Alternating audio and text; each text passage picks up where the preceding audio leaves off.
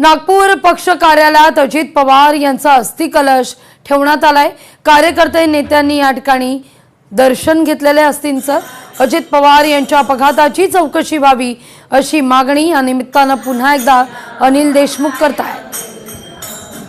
आज या ठिकाणी जे अजित पवार साहेबांचं जे कार्यालय आहे त्या ठिकाणी अस्थिकलश इथे आलेला आहे नागपूरला। त्याचं दर्शनासाठी या कार्यालयामध्ये आज दादांचा अस्थिकलश ठेवलेला आहे।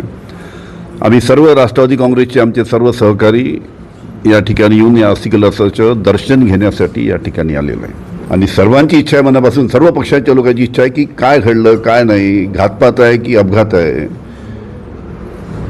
हे लोकांना कळलं पाहिजे। म्हणून हायकोर्ट जजच्या नियंत्रणाखाली ही चौकशी झाली पाहिजे।